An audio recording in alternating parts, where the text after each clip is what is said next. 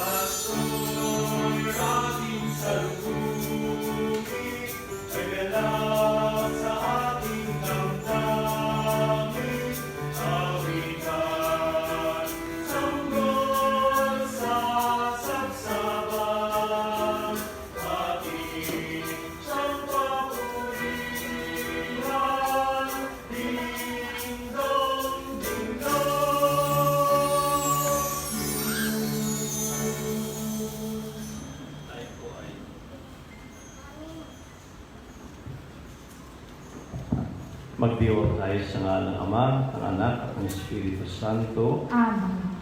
Sumainyo ang Panginoon. At sumairin. Maghanda tayo sa ating banal na pagdiriwang, aminin natin ang ating kasalanan. Inaamin ko si makapangyarihan Diyos at sa inyong mga kapatid na liba ko nagkasala sa isip, sa salita, sa gawa, at sa aking pagkukulang. Kaya sinasama ko sa mahal na Birheng Maria, sa lahat mga anghel at mga banal, at sa inyong mga kapatid na ipanalangin sa Panginoong ating Diyos. Kawan tayo makapangyarihan Diyos, patawarin tayo sa ating mga kasalanan, at patnubahin tayo sa buhay na walang hanggan. Amen.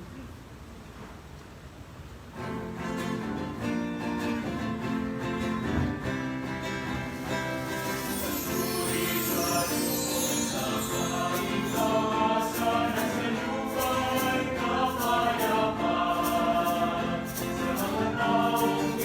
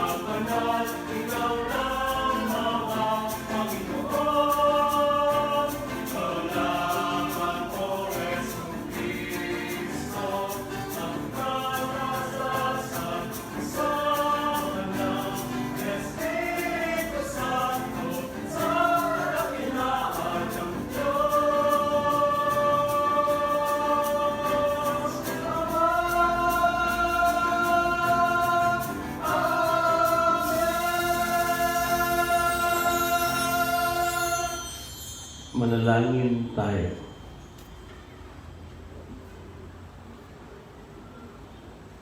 Ama naming makapangyarihan, pinagkalooban mo kami ng ulirang huwara ng angkan na sina Jesus, Maria at Jose, ang mag-anak na banal.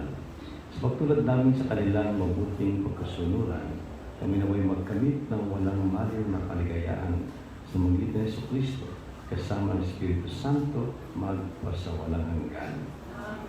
Siya po ang lahat at makinig sa pagpapahayag ng salita ng Diyos.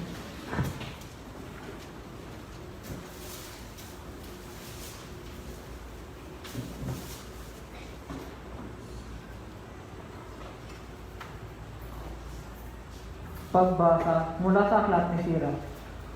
Ang mga ama ay binigyan ng Panginoon ng kapangyarihan sa mga anak at inuutos niya na sundin ng mga anak ang kanilang ina.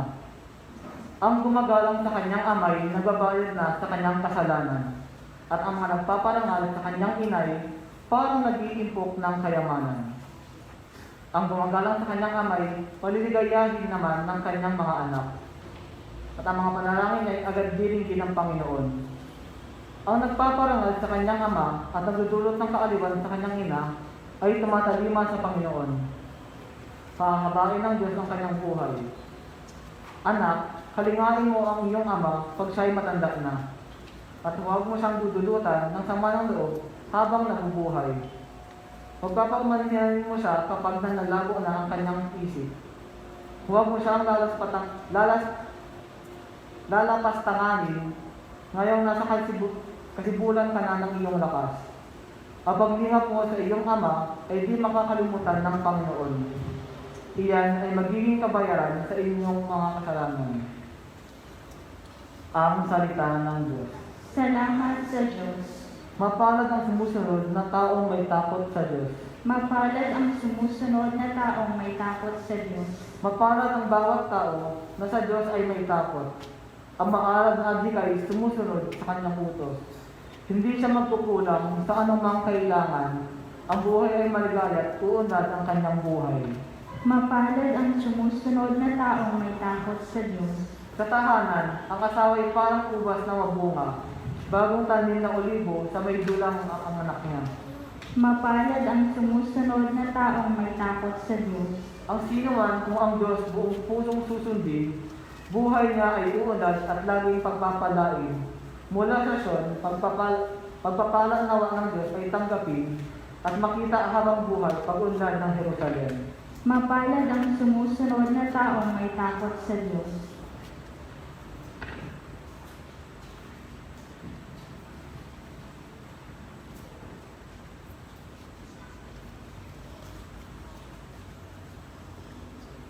Pagbasa mula sa sulat ni Apostol San Pablo sa mga taga-Colossus. Mga kapatid, kayo hinirang ng Diyos, tinalaga para sa Kanya at sa minamahal niya. Kaya dapat kayo maging makagaling, maganda ang kalooban, kapag bumaba, mabait, at matiisin. Magpapaumanhingan kayo at magpatawaran kung may hinanakit kayo sa isa't isa. Pinatawad kayo ng Panginoon, kaya't magpatawad din kayo. At higit sa lahat, mag-itigan kayo pagkat ito ang buklod na ganap ng pagkakaisa. At paghariin ninyo sa inyong mga puso ang kapayapaang kaloob ni Kristo, sapagkat ito ang dahilan kaya kayo tinawag upang maging bahagi ng isang katawan.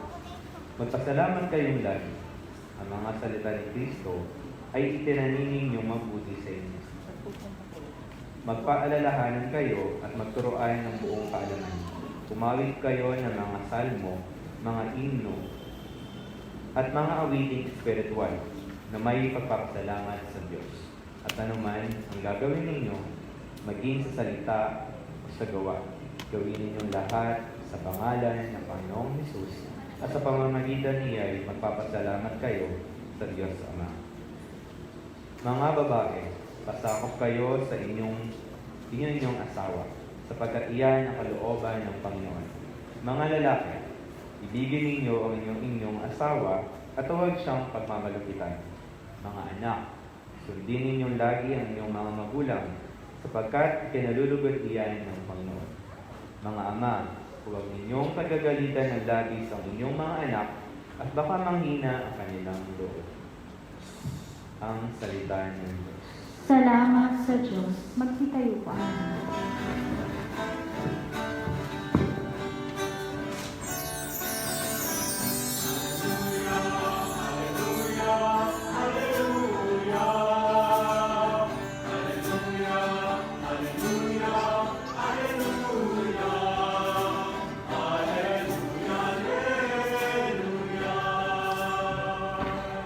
Kapayapaan ni Kristo at salita ng totoo naway manahan sa inyo.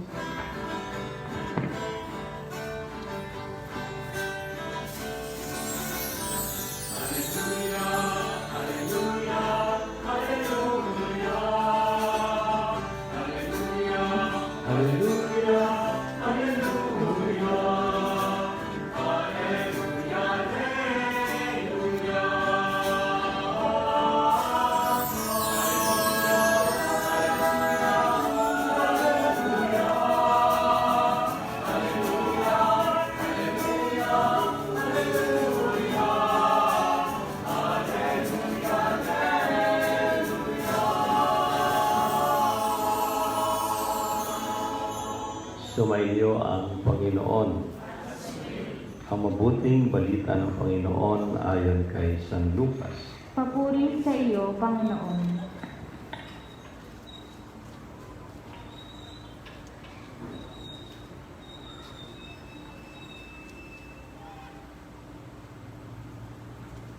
Taon-taon tuwing pista ng Pasko, ang mga magulang ni Jesus ay pumupunta sa Jerusalem.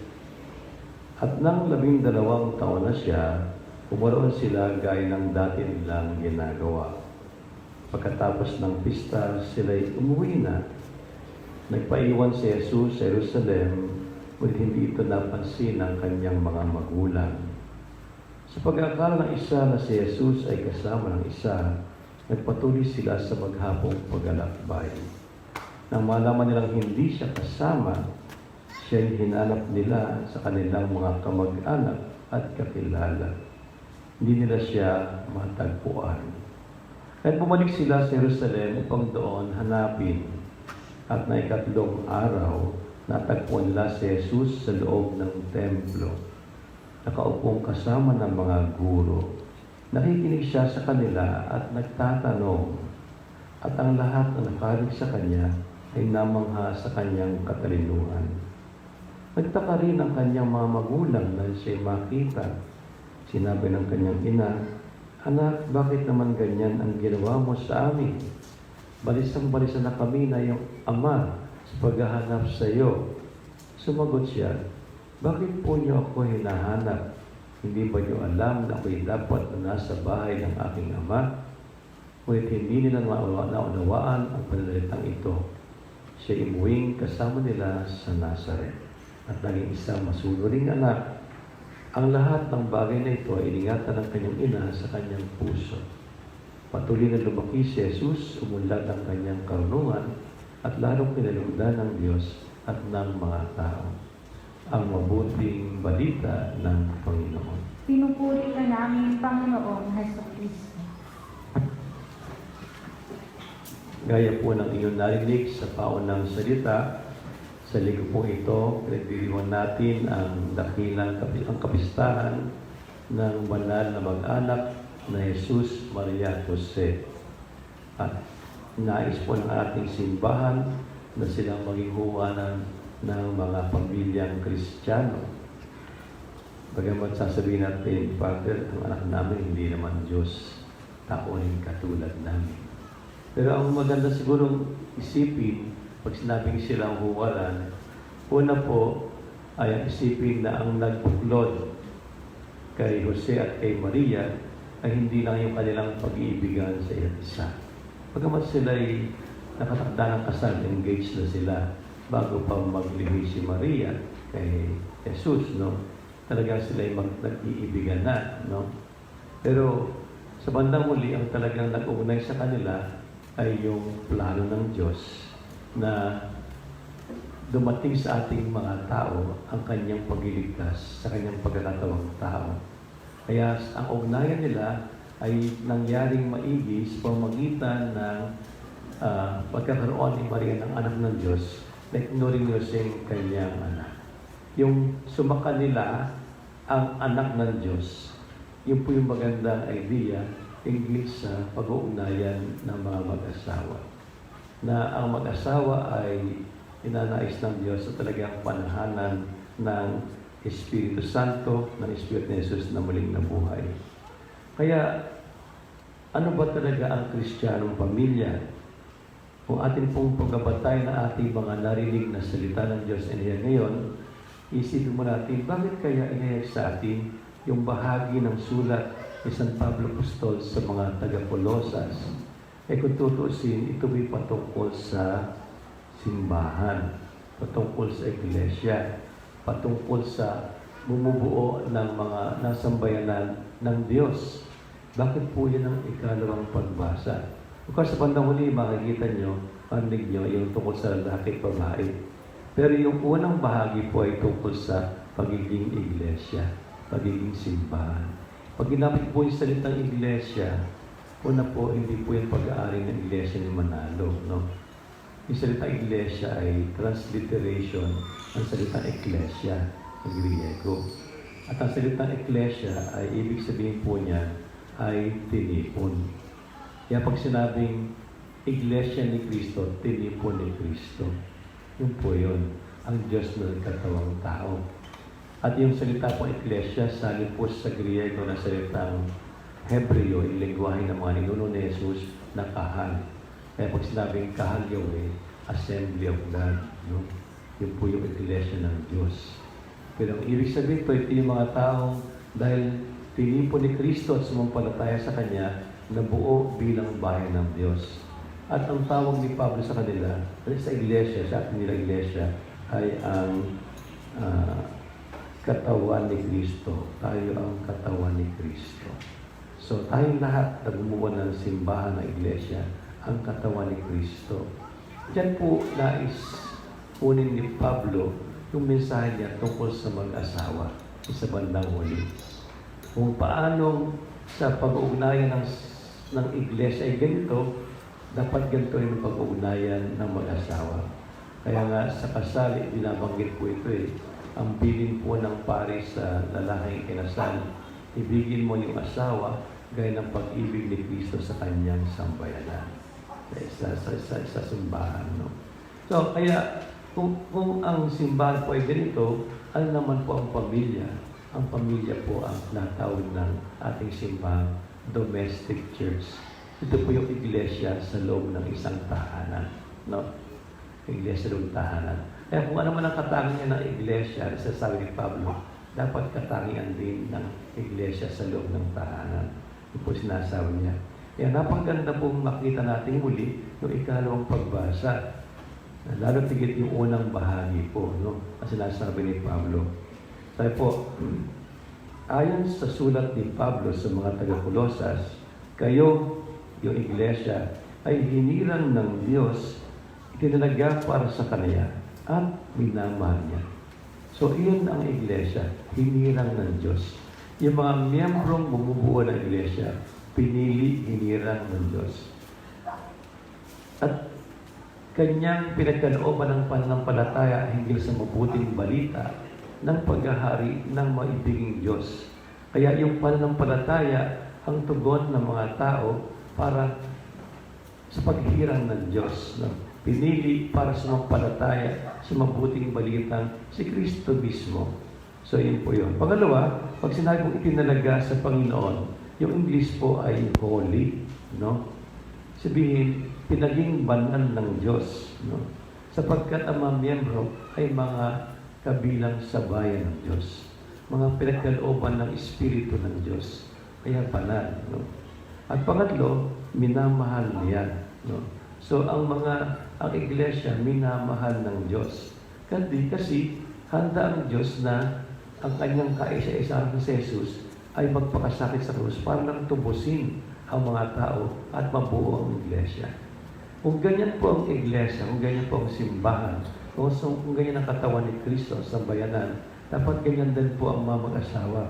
Dapat isipin ng mga mag-asawa na ang bawat isa ay hiniram ng Diyos para magkabigis ang mag-asawa sa pag-ibig ng Diyos. Dapat isipin ng mag-asawa na sila ay pinabanal ng Diyos. Una na sila tumanggap ng Espiritu Binyag at tinanggap ang Espiritu Santo. Dapat isipin ng mag-asawa na sila ay patuloy na minamahal ng Diyos. Pinigay niya ang kanyang sarili para sa kanila. Mahalaga pong iyon ay nakatanim sa isip at diwa ng mga ikinasal. Nabubuo ng isang pamilya para maitanim din nila sa mga anak. Itong pamilyang ito ay hinirang, pinabanal, at minamahal ng Diyos.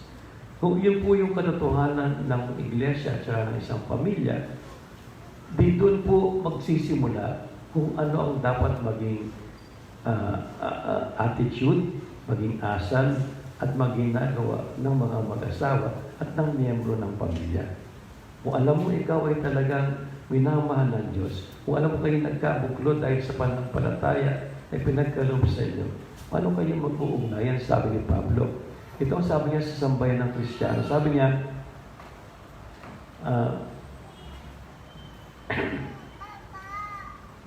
unang tingnan po natin sa Salmong Tugunan. Sabi na sa Salmong Tugunan, mapalad ang nananahan sa piling mo po ang Diyos. So, ang dapat gawin ng iglesia? Dapat talagang nananahan siya sa piling ng Diyos. So, hindi siya humihiwalay sa Diyos. Nananahan sa piling ng Diyos. Kaya nga po, sabi po sa Ebanghelyo, yung si Maria at si Jose, sila pong halimbawa ng talagang nananahan sa piling ng Diyos. Sabi sa atin, taon-taon tuwing pista ng Pasko, ang mga magulang ni Jesus ay pumupunta sa Jerusalem, sa templo, gaya ng kanilang nakagawian. So, sabihin, regular yun. Hindi lang pag nasumpungan, hindi lang pag na-feel, hindi lang pagka yung na-excite, hindi. Talagang regular, taon-taon, pupunta sa templo. Yun po yung panata ng lahat ng mga kababayan ni Jesus.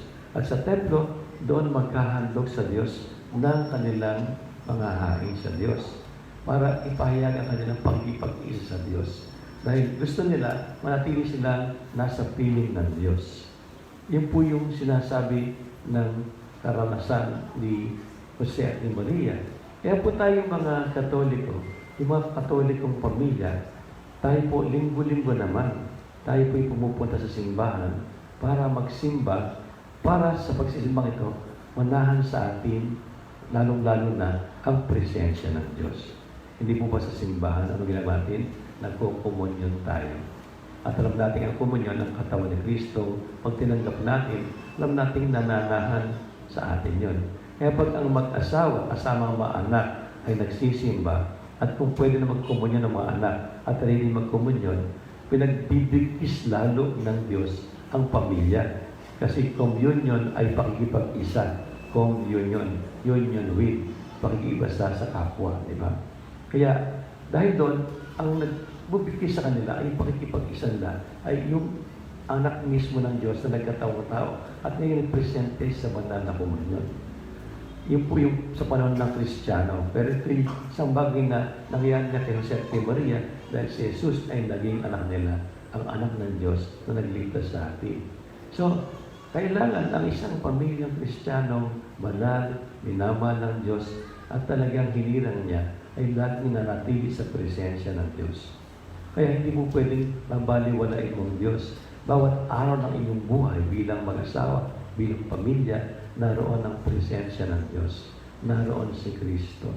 At kung ganun po yung katotohanan dapat natin nasa buhay, ano po ang dapat ng mga asal niya at ugali ng mga miyembro ng pamilya? Kung paano ito yung asal ng mga miyembro ng iglesia. Yan po yung mga sinasabi sa atin ni Pablo. Kaya sabi niya, kaya dapat tayo'y maging. Sa English po, ang nakalagay po sa English, clothe yourselves with. Sinalis Tagalog, kayo dapat maging. Pero mas maganda po yung sa English very, very visual, no? Clothe yourself. Damitan nyo ang inyong sarili ng ganito, di ba? Pag nagsusot ka ng damit, ito yung damit pang simba. Ayan, maganda siya. Ito yung damit pang party. Ito yung damit pang kasalan, di ba? So, isabihin, kung anong suit mo, nasabi kung ano yung okasyon. kung ano yung nasa loob mo, kung ano yung iniisip mo. Pero higit sa lahat, ang damit ay sagisag ng kung ano yung pagkatao das gusto mong isabuhay. Pag nagsuot ng damit pang kasal, ibig sabihin, gusto mo talaga mabuhay na may kasama, may minamahal, at may nagmamahal. Ibig sabihin nun. No? Kasi dahil sa mo. Ngayon, anong nutukoy ni Pablo isusuot mo? Sabi, isuot mo ang pagiging mahabagin. No? Ibig sabihin, yung talagang damang-dama mo, yung nangyayari sa mga kasama mo sa bahay, lalo sa asawa mo, na talagang lahat ng kung ano nangyayari sa kanila, sinisikap mong maramdaman, sinisikap mong maunawaan para makisakay ka sa kanyang buhay at makagawa ka ng para sa kanya, ng angkop sa kanya. Yun po yung heartfelt compassion o yung pagiging mahabagin. Pangalawa, sabi niya, isuot mo ang maganda ang kalooban. Ito yung isa na tawag na kindness. Ano po yung magandang kalooban? Yung bang handa mahabagin ka, no? At inuunawa mo yung minamahal mo. Ngayon, handa kang gawin ang lahat para maunawaan yung kasama mo sa bahay, yung asawa mo, yung anak mo, nang hindi mo, ang pagtingin mo sa mga kasamaan mo, pakikinig mo, hindi ayon sa gusto mong pakinggan, kundi kung anong pinanggagaling niya talaga. Diba? Madalas po kasi tayo, hindi natin in-effort talaga maintindihan sa tao kung saan siya nanggagaling. Nagsasalita pa lang, oy, huwag ganyan, hindi tama yan, di ba? Ganyan tayo minsan. Oy, mali ang sinasabi mo, hindi maganda yan, di ba? Minsan ganun tayo. Pero kung gusto lang ma-express ng tao ang kanyang nasa loob at masabi sa iyo kung saan siya nanggagaling, mas mahalaga po maintindihan mo yun. Tapos kung naintindihan mo yun, baka mas marami ang chance pag naunawaan mo. Talagang kung ang anong nangyayari sa kanya, mas madali kang magpapatawad. Kasi alam mo kung bakit siya nagkakaganon. Hindi na batay sa iyong mga sariling mga criteria, kundi batay sa natin mo. Suot mo raw yun, sabi ni Pablo, at maging mapagpakumbaba ka. No? Ano po ibig sabihin ng magpakumbaba? Yung bang titigyandaan mo yung kapakanan ng mga kasama mo sa bahay. Hindi yung ikaw lagi ang bida. Hindi ko yung laging una. Hindi ko yung laging nasusunod. Kundi maging mapalong mo. Para yung tao nito ay talaga kung ano yung meron siya at hopefully maganda, makalabas dahil pinaubayaan, pinahintulutan mo, tinulungan mo, in-encourage mo. Diba? So, yun yung sasabi ni Pablo. As pang-apat sabi niya, mabait ka, isabihin gentle ka. Talagang sabi ko kanina, nakikinig ka talagang merong pagkisikap makaunawa. No? Kung ano talaga nangyayari sa tao. Then, sumunod sabi niya, isuot mo ang pagiging matiisin o sa English, patience. No? Ano ba yung patience? Ito ba yung hinihintay mo talaga ng kasama mo ay mag-mature sa panahong pinipili ng Diyos. Kasi minsan, minamadali natin ang kapwa natin, no? May asawa, kay anak. Dapat ganito ka na, dapat ganyan ka na. Dapat ganito ka na, may asawa ka na, ikaw, panganay ka, dapat ganito ka na, di ba? Ibang, para ba gusto natin magmadali siyang mag-mature. Pero tandaan po natin, hindi naman ganun sa buhay. Kahit tingnan natin sarili natin.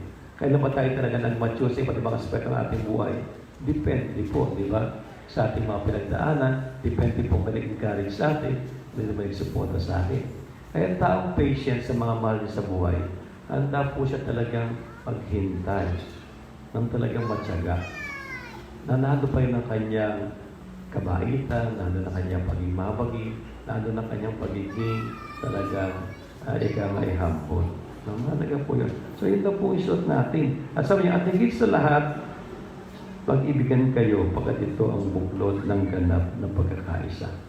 Pag sinabi ni Pablo mag-ibigan kayo, no? Yung talaga pong nanaisin mo at gagawin mo, yung talagang makabubuti sa tao. Yun. Yung po yung pag-ibigan. Hindi ito yung parang feeling lang, no? Hindi ito sabing, I love you, hindi lang po yun. Pagkat pwedeng gamitin yun. Pero yung pag-ibigan, yung effort lahat gagawin mo para mapabuti siya kahit masama ang loob mo. Kahit nasaktan ka pa niya, ang isip mo rin, ano ba ang gagawin ko? Ngayon, ginawa niya to na nasaktan ang damdamin ko. Pero dahil mahal mo siya, isip mo pa rin, ano ba yung magiging dahilan para mapabuti siya? Yun po yun. At gagawin mo yun. Kahit masakit sa loob mo. Kasi para sa kabutihan niya. Yun po yung pag-iibigan na sinasabi ni Pablo. Gaya po ni Jesus, masarap ba yung mapako sa hindi naman. Kaya sabi niya, mahal ko pa rin kayo, kaya pinapatawad ko pa rin kayo. Hindi yun ng chance, no? At dahil nga, magagawa lang natin ito kung tayo nananatili sa piling ng Diyos. Yung nanatili sa piling ng Diyos. Tapos sabi niya, at pagariin niyo sa inyong puso ang kapayapaan kaloob ni Kristo sapagkat ang dahilan kaya kayo tinawag upang maging bahagi ng isang katawan. Kapayapaan ni Kristo. So, yung kapayapaan ni Kristo, hindi po ito yung kapayapaan binibigay ng mundo. Kundi ito yung kapayapaan binibigay ng puso ng Diyos, ng puso ni Jesus na sumasa atin. Kaya mas nakikilala mo si Jesus kung paano kanyang minahal, kung gaano ka pasensyoso, kung gaano katsaga sa iyo, kung gaano siya mahabagin sa iyo, mas magpatawad, mas magiging mapayapa ang loob mo. Nung hindi ka masyadong binabagabag ng marami mong mga nakagawiyang takbo ng kaisipan na sa iyo lang, hindi naman talaga sa Diyos. So, yun po yung kailangan panatili natin sa ating puso.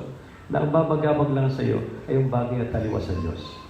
Pero yung mga bagay ng mga Diyos na punong-puno ng malasakit, yung po yung pairalhan mo sa iyong puso para mapayapa ka. Kaya kahit na ang ginawa ng asawa mo, anak mo talaga niya nabigay ng sama ng loob, pero hindi ka guguluhin nun kasi mananaigin mo yung kapayapaan ni Kristo sa puso mo. Kung ano yung nasa loob ng Diyos. So yun po yung sabi ni Pablo. Okay. And then, sabi niya, magpasalamat kayong lagi. No? Magpasalamat kayong lagi. Kasi po, yung tao mapagpasalamat, marunong kumilala ng merong mabuti sa kapwa. Tama po yan? No? Papasalamatan mo ng tao dahil may mabuting nagawa. Diba? May kabutihan siya. So pag nagpapasalamat kayong lagi, ina-appreciate nyo kung anumang merong mabuti ang tao. Pag yun ang pinairal nyo sa tahanan, dahil din sa iglesia, then bawat isa mag-iisip na meron pala akong na-appreciate pala ko, bahagi pala ko ng pamilyang ito. Yung pong taong minsan ay magpasalamat, hindi po siya makabubuo ng komunidad. Yung lagi na lang pintas, lagi na lang siya ang bida, lagi na lang wala akong utang na loob siya, wala ganun. Hindi po siya makabubuo ng komunidad. Pero yung taong nagpapasalamat, nakabubuo sila kasi merong chance magkaugnay-ugnay dahil sa appreciation ng bawat isa. Yan po yun, no? Kaya magpasalamat kayong lagi, sabi niya. So, sa community yon, kung paano later sabi ni Pablo, magpasalamat din sa Diyos. So, yung po sinasabi niya, dapat natin isuot na pagkatayo asal at ugali natin sa ating pamumuhay bilang mga Kristiyano, kaugnay ng ating kapwa-Kristiyano, ating kisala sa loob ng ating mga tahanan. Tandaan po niyo, ang bubuo ng sambayan ng Kristiyano ay mga pamilyang magkakaugnay. Di mo ba? Kaya kung sa pamilya, hindi maganda yung pagsasamaan, para sa makauugnay sa iba pang pamilya, magiging masama pa sila impluensya. Kaya kung ang kapayapaan ni Kristo nasa bawat pamilya, then magiging palatandaan ang pamilyang ito ng kapayapaan ni Kristo para sa lahat. At pagkatapos sabihin ni Pablo yun, sasabi niya, eto ngayon, kayo bilang iglesia ay dapat na sumamba sa Diyos. Kasi yung bahagi pong pangalawa, sabi niya, ang mga salita ni Kristo ay itanim ninyong mabuti sa inyong isip at puso, di ba? Kailan po ba nangyayari yun sa atin? Pag nagsisimba tayo, di ba? Sa mga nasa unang pagbasa, ang salita ng Diyos. Sa anong tubo ng salita ng Diyos. Kailangan pagbasa ang salita ng Diyos. Mabuting balita, salita rin ng Diyos, di ba? Kapag ating natanim sa ating isip at pinababa sa ating puso para maunawaan natin ang kahulugan para sa ating buhay, ay nakikita natin yung ating mga nangyayari sa ating buhay, pati yung ating mga ginawa ng nakaraang sa linggo, nahasalamin natin mula sa salita ng Diyos. Alin ang mabuti, alin ang masama, alin ang kailangan ng improvement, batay sa sinasabi ng Diyos. Kaya hindi kayo pwede magsimba na, bahala nga siya mabasa dyan. Basta ako, nandun lang ako. Hindi ako makikinig. Hindi. Kailangan talaga makikinig ng maigi sa salita ng Diyos. At least pa lang sa misa. Actually, mas maganda pa araw-araw. Nagbabasa ka ng banal na kasulatan. Para meron kang food for the soul. Di ba? Kung ano-ano yung ating binabasa sa cellphone. Di ba? Oras-oras, minuto. Bakit hindi mo mabasa yung salita ng Diyos? Na maitatanim mo sa iyong isip, pati yung maging gabay mo sa iyong buhay. No? Para meron kang pinag-iisipan, ito yung gusto ng Diyos. Ito yung puso ni Jesus. Yun, yung sabi niya. Sa loob ng misa, nangyayari po yun. At tayo nakikinig maigi. Hindi lang sa sermon po ni Father, no? Kaya minsan kinakabahan po sabi, Father, ang ganda naman ang sermon mo. Ano naman ang mensahe sa'yo? Basta Father, maganda. Anong application sa buhay mo? Father, basta maganda. Natuwa po ako. Na-entertain po ako. Hindi na uusap sa'yo ng Diyos. Natuwa ka lang. Si Father parang artista lang. Entertain ka lang. Pero pag sabi, Father, alam mo yung sinabi mo ito? Tamang-tama po. Ang mga akmasa nangyayari sa akin ngayon. Pag ganun po sabi sa akin, matutuwa mo. Kasi meron talaga, nangusap talaga sa iyong Diyos, di ba? Minsan nga, meron ako isang parishioner sa St. Joseph. Ayan, Father, yung message mo talagang tumama sa akin. Sabi ko, hindi ka naman sinabi yun. Hindi ka naman sinabi yun. Tapos nung binaging sa akin ko, yung sinabing message, ng second mass, nabisa ko, yun yung panalangin ng bayan. Yun ang salita ng Diyos sa kanya. Di ba? Ngayon, ang taong ito, nakikinig sa Diyos. Kaya ginamit ng Diyos yung panalangin ng bayan para magsalita ng Diyos sa kanya. Di ba? Kasi po yung panalangin ng bayan, batay po rin yan sa mga salita ng Diyos. Di ba? So yun, italit niyo sa iyong puso ang salita ng Diyos. Araw-araw, oras-oras. Huwag lang yung kung anong mga pinapalabas ng mga nagme-message sa inyo, nagte-text, nag-i-snapchat sa inyo kung ano-ano pa. Dapat mas marami yung salita ng Diyos. Pangalawa, sabi ni Pablo, magpaalalahan kayo at magturuan ng buong kaalaman. Di ba? Una, buong kaalaman. Yung buong kaalaman, ibig sabihin po ng karunungan ng Diyos. Tinatanong sa isip niyo ang salita ng Diyos. Sinasabuhay niyo, tapos nalagyan niyo, ito pala ang maganda talaga sa buhay. No? Yun talagang tama kung dapat naasal. Then natuto ka na. And then yung mga kasama mo sa bahay, natuto na rin. Magturuan kayo kung ano yung mabuti. Hindi dahil mas magaling ka, kundi dahil, alam mo, ito pwedeng makatulong sa kanya para umigi ang pagkatao. Mas umiigi ang pagkatao ng bawat isa, mas malaking chance ang maganda yung pagkakabigkis sa loob ng bahay, di ba? Mas maganda ang pagkatao. Pangatlo, sabi ni Pablo, umawit kayo ng mga himno, mga salmo, mga awiting spiritual. Sa bahay, paano kinakanta ninyo?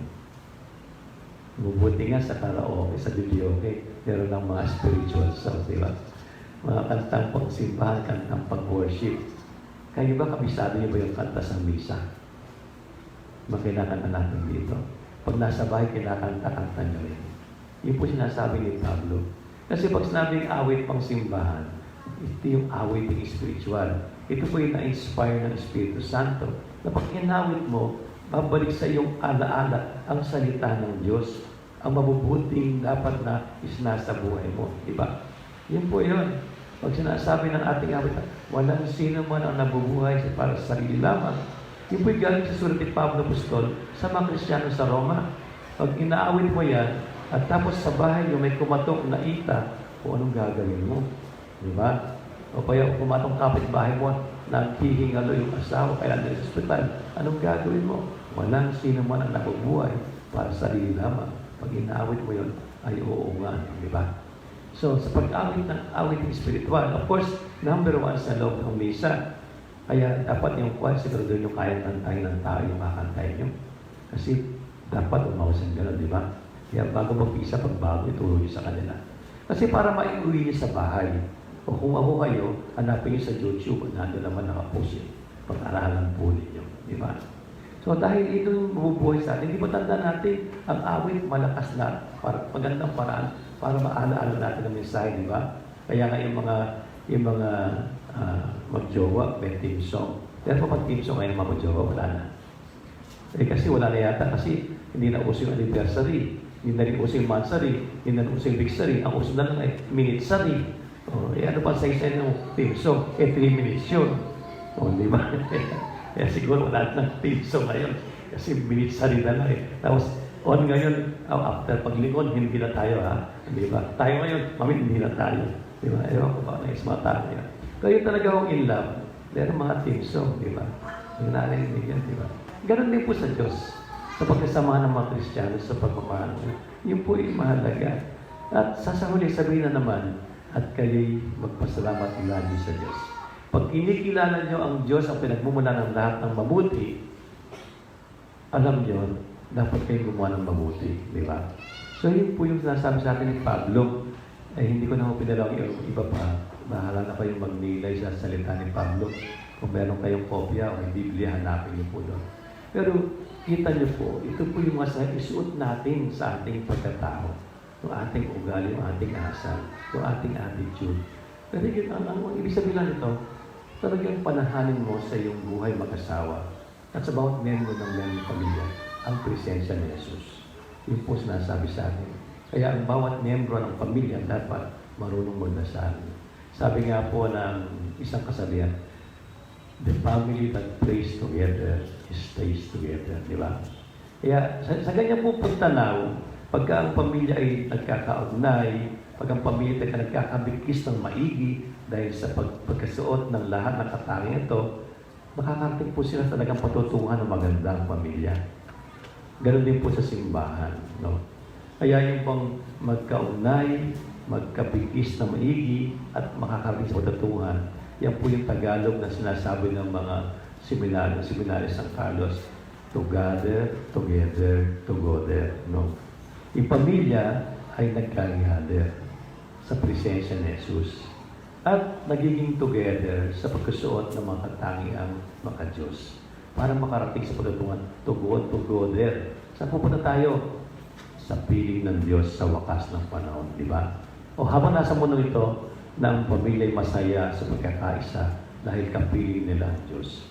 So sa ganung paraan, yung pamilya ay magiging yung hangarin ng ating Pope Francis. At ang buong simbahan ay magiging ayon sa hangarin Pope Francis. Ano po yun? Narinig mo salitang synodal? Yung synodal is to walk together. Ang maglakbay na may kalakbay, di ba? Kaya tayong yung bumubuo ng pamilya dapat magkakalakbay, no? Mag-iisang puso, mag-iisang diwa, mag-iisang kamay, patungo sa Panginoon. So, together. Dapat ganun po. Ulitin nyo nga po. Together. Tumayo na po tayo lahat. Ipahayag po natin ang ating pananampalataya. Sumasampalataya ako sa Diyos na makapangyarihan sa lahat, na may gawa ng langit at lupa. Sumasampalataya ako sa Kristong iisang ng Diyos, Panginoon nating lahat, nagkatawang-tao sa ng Espiritu Santo, pinanganak sa Pamalyang Birhen, pinagpakasakit ni Poncio Pilato, ipinako sa krus na matay ni nanlasan na ng mga yamang, nang may katlong araw na buhay na maguli, umakyat sa langit, naluklok sa kanang Diyos ang mga kapangyarihan sila. Doon magmumulang paririto at hukom sa nangabubuhay at nangamatay na tao. Sumasampalataya naman ako sa Diyos Espiritu Santo, sa banal na simbahang katolika, sa kasamahan ng mga banal, sa kapatawaran ng kasalanan, sa pagkabuhay na muli ng namatay na tao, at sa buhay na walang hanggan. Amen.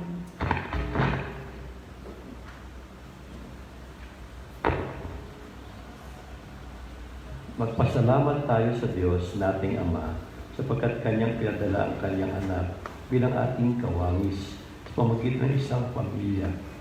Ngayon din, sama-sama tayong sumunod sa Kanya para sa ating mga natatayang kahilingan.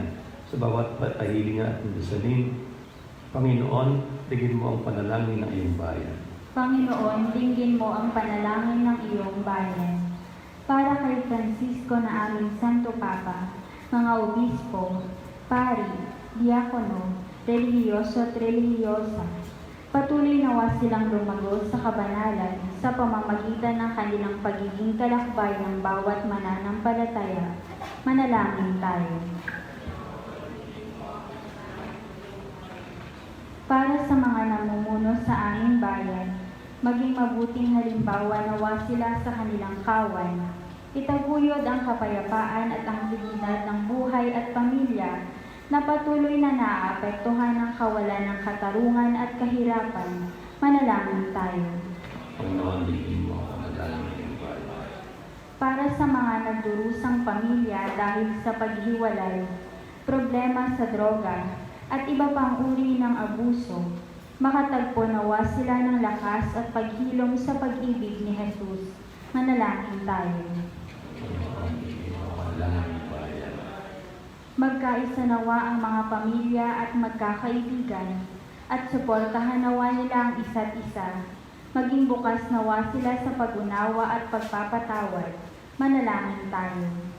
Aming makapanalangin tayo. Yakapin mo nawa, O Diyos, sa iyong pag-ibig at kapayapaan, ang mga kapatid naming yumao. Manalangin tayo. Aming makapanalangin tayo. Aming Ama, halina't tingin at palakasin ang iyong bayan nang sa tulad ni Maria, mapuspos kami ng bagong buhay, kagalakan at lakas sa maluwalhating pagdating ng iyong minamahal na anak na nabubuhay ng kahari kasama ng Espiritu Santo magpasawalang hanggan. Amen.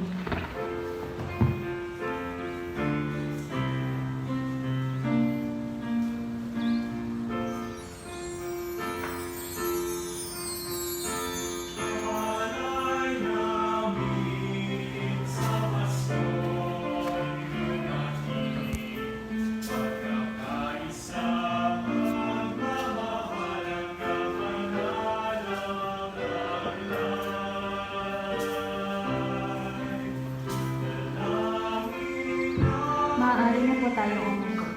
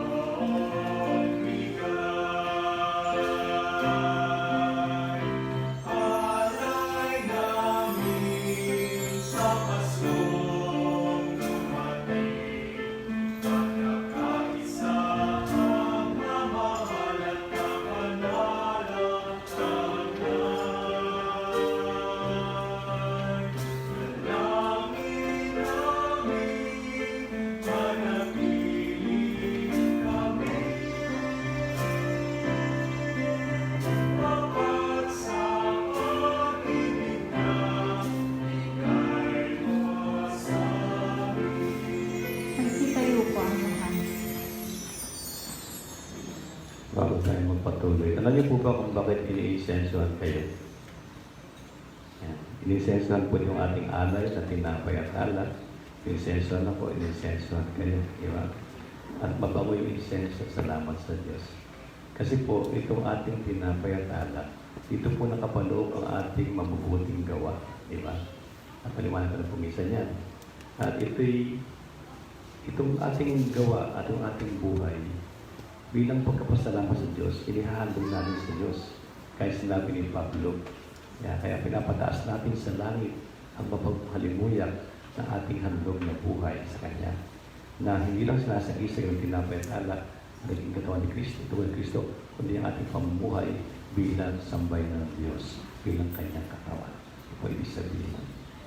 Kaya manalangin kayo mga kapatid, upang itong ating paghandog ay kasihan ng kalugdan ng Diyos ang magpapagmahal. Tanggapin nawa ng Panginoon itong paghahain sa iyong mga kamay, sa kapurihan niya at karangalan sa ating kapakinabangan at sa buong sambayanan niyang banal.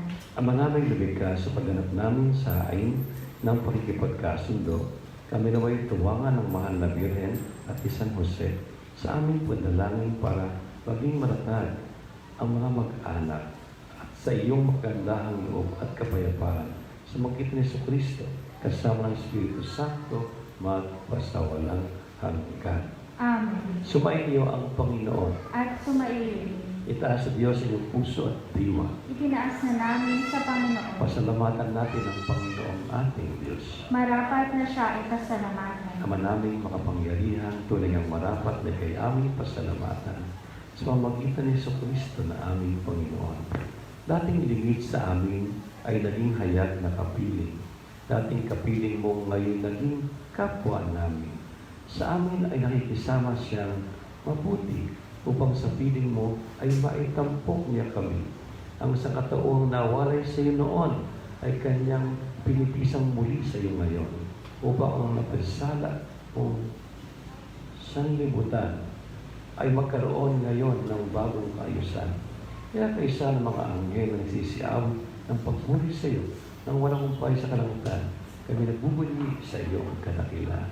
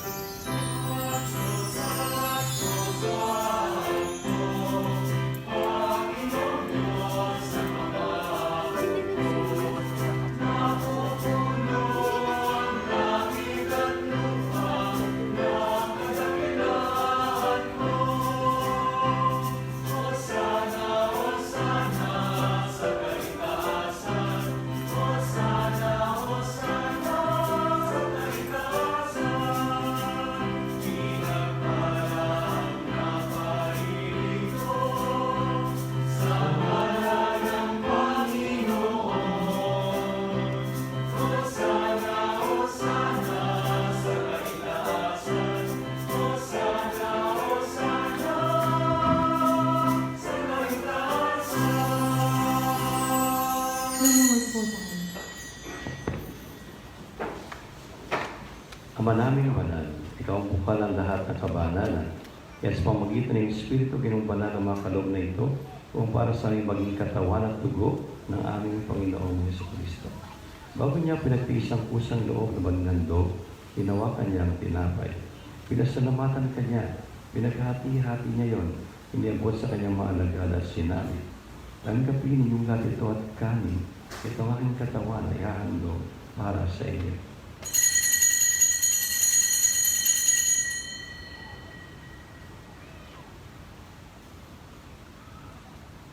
Hindi naman matapos ang hapunan, hinawakan niya ang kalis. Muli kanyang pinasalamatan. Inabot niya ang kalis sa kanyang mga alagad at sinabi, tanggapin ninyong lahat ito at inumin. Ito ang kalis ng aking dugo ng bago at walang hanggang tipan.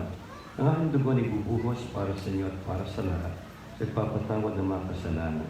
Gawin niyo ito sa pag-alala sa akin.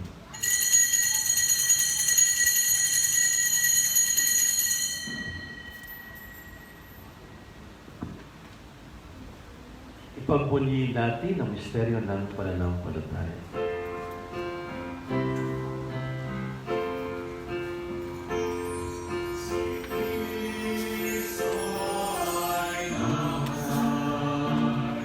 Si Kristo ay nabuhay. Si Kristo ay babalik sa wakas ng panahon. Si Kristo ay nakasalig. Si Kristo ay nabuhay.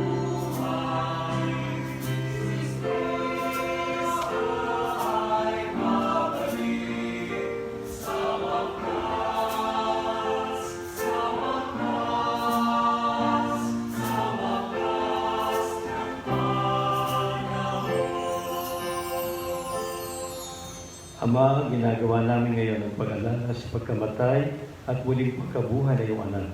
Kaya tinialin namin siya ang tinapay na nagbibigay buhay at ang kalis na nagkakaloob ng kaligtasan. Kami nagpapasalamat dahil kami iyong minarapat at tumayo sa harap mo para maglingkod sa iyo. Sinasama namin kayong sasalo-salo sa katawan at dugo ni Kristo ay mabuklod sa pagkakaisa sa pamagitan ng Espiritu Santo. Ama, ligapin mo yung simbahang naganap sa buong daigdig. Puspusin mo kami sa pag-ibig kay San Francisco, naming Papa, at ni Bartolome, naming Obispo, at ng buong kapalian. Alahanin mo ang mga kapatid naming nahimlay na may pag-asang sila'y muling mabubuhay, kayo din ang lahat ng mga pumanaw. Kaawaan mo sila't patuloyin sa iyong kaliwanagan. Kaawaan mo at pagindapatin kaming lahat na makasalo sa iyong buhay na walang wakas. Kaysa ng mahal na Birhen Maria na ina ng Diyos, kaysa ni San Jose, kaysa ng mga apostolat ng lahat ng mga banal na namuhay dito sa daigdig ng kalugod-lugod sa iyo, ay pagdiwang nawa namin ang pagpupuri sa kararangal mo sa magitan ng iyong anak na aming Panginoong Jesucristo.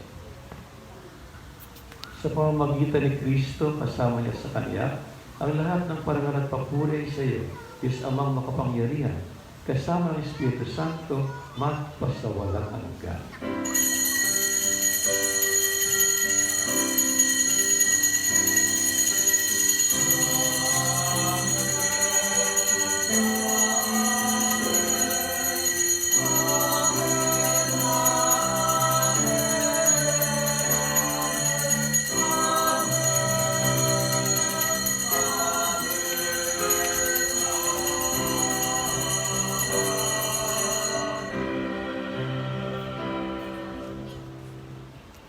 Sa Diyos nating Ama, nakasunod tayong dumalangin.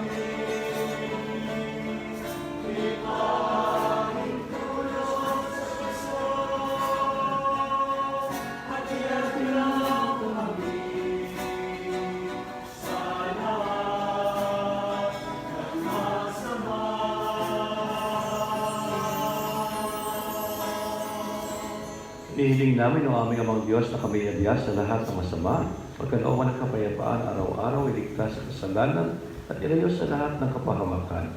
Samantalang aming pinanabigan ang dakilang araw ng pagkapahayag ng tagapagligtas namin si Jesucristo. Sapagkat iyo ang kaharian at ang kapangyarihan at ang kapurihan magpakailanman. Amen. Panginoong Jesucristo, sinabi mo sa mga apostol, kapayapaan ang iniiwan ko sa inyo, ang aking kapayapaan ay binibigay ko sa inyo. Tungayan mo ang aming pananampalataya at huwag ang aming mga pagkakasala. Pagkalooban mo kami ng kapayapaan, pagkakaisa, ayon sa iyong kalooban, kasama ang Espiritu Santo, magpasawalang hanggan. Amen. Ang kapayapaan ng Panginoon, naway laging sumainyo. At sumainyo. Magbigay kayo ng kapayapaan sa isa't isa.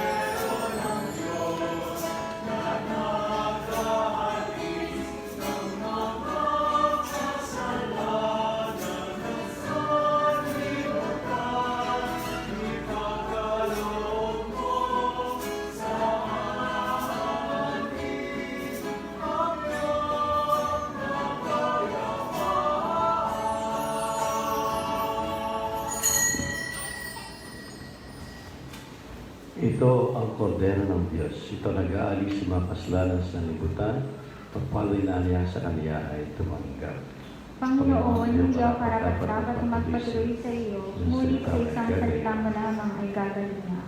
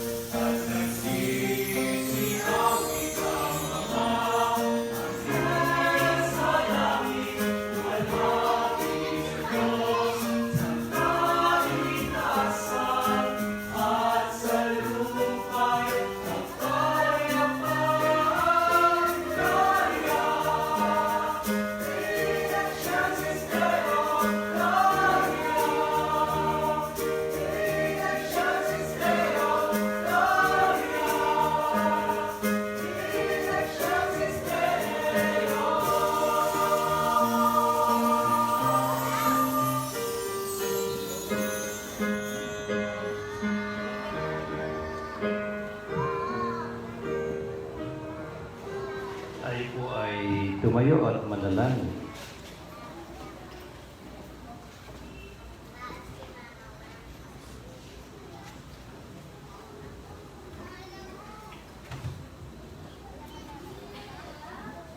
Ama naming mapagmahal, kami iyong pinapakinabang sa piging na banal, tagayin mong makapamuhay gaya ng banal na mag-anak, matapos naming mapangatawanan ang aming mga pananagutan sa lupang ibabaw.